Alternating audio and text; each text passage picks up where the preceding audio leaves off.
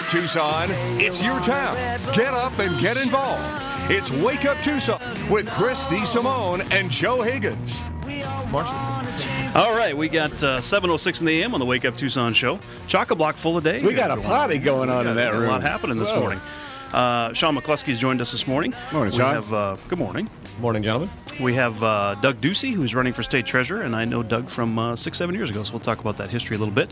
Marcia Preacher Sue coming on later in the hour, too. I think she's calling up about 7 minutes. So All right. I think what we're going to have to do is we'll talk with Shawnee. Well, Shawnee will be here the whole hour if he wants to be. God bless him. Yep. Yeah. Honestly, are we at 10%? Are we? So at what is 9%? what is the big announcement that you're making? Well, this we're morning? coming out this morning, and we have several small business and large business owners behind this, and it's the anti-prop or no on Prop 400 campaign. All right. No That's on the 400, the half tax. cent sales tax. You're going to hear your city manager come out and scream that this is for police and fire. Well, it may be for police and fire, but the last 5 times that they've come out and said these are dedicated funds that are going to go for police and fire, they've gone elsewhere. I mean, 2 days ago you had Regina Romero come out and say, I can't wait till after November because then we can fund Suntran and the RTA. Yeah. Really? I thought this half-cent sales tax was for police, fire, and transportation. Now, her idea of transportation and my idea of transportation are completely different. Sure. Roads, potholes that eat cars and trucks need to get fixed. Bus services, give it to the RTA. Let it go over. This is about the low-income families. Let's back that up a minute here. You know this whole conversation is about core services, which is your police and fire, public safety. They're going to run out front. And they're going to put the cops out front and the fire out. We're going to cut if we don't get this half-cent sales tax. Well, but then you have one of the sitting council people say behind closed doors to the Teamster leader boss, "Hey, just wait till November because we're going to make this all good once we get this new pot of money." Have the money. I mean, we'll come have on, the money. come on. And it's just wrong. I think the best part about it is their estimation on everything. Every estimate they've ever had has come in low. Right now they're saying we're going to be 40. Well, originally they said $40 million. Now it's coming out that we're going to be $51 million. That's the whole. It'll ramp up. It'll just keep all these little nuggets will be thrown out in the community constantly. And the one thing they'll never tell us is right now our sales tax revenue is down. So we're anticipating $40 million off of last year's numbers. Mm-hmm. Well, this June to last June we're down. We're down 2.6%, which will make us the $11 million even further short. Sure. Where are they going to cut then? Well, if you tax more, you get less. That's a. I'm in the haircut business, man, and most of my clients get a stable paycheck every 2 weeks. Sure. Or they're not working. But if you keep taxing even a half cent, penny here, penny there, that means you have less money to go out to eat because you got to cover food, mortgage, car, gas, get the kids to school, that kind of things. Things like haircuts wait a little longer. Sure. Instead of every 4 weeks, it's every 5 or every Absolutely. 6. Instead of sending your kid to come in and get a haircut with us, you can do it at home, and on and on and on and on. Instead of going out to eat 3 times a week or a month, you go once because you can only afford it once. So really, there's a trickle-down theory to these, and a sales tax like this is so regressive to those folks that are on a fixed paycheck and a fixed income. And that's simply just it. What about the folks that are on low income, right, that don't make the best financial decisions? What about the fixed income, the elderly? Right. You're going to take the elderly and say, okay, well, last year you were able to afford on $178 a month on extra spending or discretionary funds. Now that $178 is $125. Mm-hmm. Really, you want to take that away from Grandma?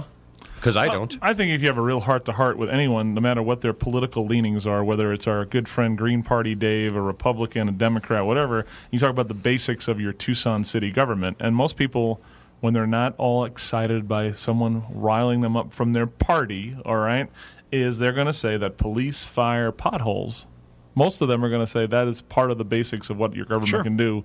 And that's going to should be funded first before all this other junk. But that's the shell game going on. And everybody always tells me, Sean, you want to cut Kidco, you want to cut Kidco. It's the only thing I ever want to cut. Well, I've got a better idea. We don't have to. We can cut Kidco. We can trim everywhere. But how many times? And you're in the trash business, so recyclable collection happens every week. Mm-hmm. What if we took it to every other week?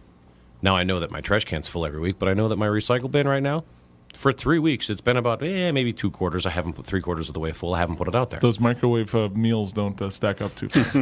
I actually cook. I'm a fat man that cooks. I mean, okay. How about dollar rent to Mocha? How about things like $13 million left the pothole fund to build the bridge, so the trolley could transfer to the west side? How about increasing low income fares? There are only 2 systems in the entire country that have low income subsidized bus fares nationwide. How about the cost to run these council offices? Almost $250,000 per, and there's 7 of them. Yeah. I mean, do they really need to have that many folks in that many places and that many overhead? Well, Suntran last year received $35 million. But if you look at the other cities in Arizona, if you look at Glendale, you look at Phoenix, you look at Mesa, Scottsdale, Chandler, they've all reduced their bus services because they know as a city fundamentally they couldn't afford it. Right. Heck, Oral Valley. That's why RTA wants to leave, or the SunTran wants to leave to RTA. Yeah, they absolutely. Know there's I would a pot too. of money. But look at Oral Valley 5 weeks ago. If it wasn't a core essential service, they quit funding it. They didn't have the money. Hello, Tucson, please pay attention. A week ago, we announced we're going to build an $8.7 million enclosure at the zoo. Remember when Prop 200 came? Everybody's at the zoo. We're going to fund the zoo, and they're going to fund part of it is raise the admission at the zoo. Why don't raise that admission and put it in the general fund? Well, you bring up a very valid point. Prop 400 during my election was the home rule, correct? Right. Wasn't that supposed to bring $25 million additional revenue to the city of Tucson? Well, Mr. Mike Letcher, city manager, I would like to ask you, where were you? Why did you not promote that? Why did you not get the word out for the citizens to vote for that? But now, all of a sudden, they've hired an advertising firm, and they've put out marketing money to promote this half-cent sales tax. Where did you get the money? They can't do that. Well, they've consulted with someone. I know that for a fact. That's against a lot of politics as a government entity. School districts can't do it. Elected officials can't do it. They've been consulting with people on how to spin this. Other places you can cut. First of all, I would tell you there are 80% of the departments at the city could work 4 days a week. And not 4 10s, 4 8s. I don't need you for a day. I don't need you. Have a nice day. Goodbye. Okay? Just right there. I got 2 directors at the Tucson Convention Center, and one of them that everyone tells me he doesn't do negotiations. He doesn't work with the on-field. He's making out the door $185,000 to be the second TCC director. $45,000 a cop. That's a lot of cops. That's Okay. 4 cops. This is where the money. This is the. Right. You want more suggestions for cuts? We got it, baby. 450,000 dues and subscriptions. That's one of the that you love. That's your favorite. Just keep going. 600,000 to the Tucson Pima Arts Council, which is a pass-through organization, so you can publicly fund art made out of goose crap or something, and it has a 47% overhead. Okay. How much art have you bought in the last 2 years during this recession, Chris? I bought 3 Van Goghs, and I mean, that's the point. I mean, don't lead with one thing and then shift it to another. That's the part that we're getting sick of. All right, let's go to the phones real quick before we go to break, and then Marsha Petrie-Sue, our super guest star at our lunch today, is on the phone too. But let's go to Brandon. He wants to talk about budgets. What's up, Brandon? It's just a good point you're talking about how they mismanage their money, especially the schools and Prop 100. But we have to buy iPods, but that's like me saying I want to buy designer clothes before I buy groceries. Yeah. And I have to do it. Yeah, what's the basics, What, I mean, these decisions are being made all over the place. Our family's making them. We're not taking as many vacations. All these things, just you cut back. We're keeping the old car. We're not buying the new garbage trucks. I mean, as an everyday citizen, you take a long-term view at your life and say, I can't afford these things. I've got to keep my car a little extra longer. The city takes a short-term view of, okay, I need to struggle through this budget every single year, and we don't ever look to be proactive and say, how do we get through the next 10 years? Here, Brandon, I got a question for you. Why are the priorities screwed up? What do you think? Well, I think that when the money's good, they get used to spending it on new and expansive and great ideas. But when the money's not there, they don't look and evaluate it's not possible anymore. That is so true. And they mandate those expenditures and don't rethink them later on. And to piggyback on that, too, remember, it's all about Election Day for all these people, okay? Right. How are they going to spend the money to pander to the right groups that's going to help them get reelected so they can be councilwoman or councilman, whatever, for another 4 years? And that's where that's where you follow the money to. Right. So, hey, Brandon, thanks for the call, man. Hey, so Sean, how do we? What's the process here? You set up a committee. You got folks. You need volunteers. Started the committee yesterday. We need volunteers. We need folks. We need money.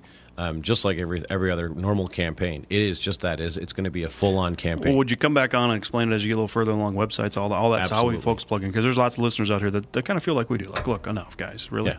Am I going to give you more money after you've been irresponsible? I mean, what about $260 million hotel in this climate? I mean, we even how much free rent, free parking? We brought out the hotel. We haven't brought it. Well, I mean, you're going to lay off police and fire, and you're going to keep the outside agencies at $5 million.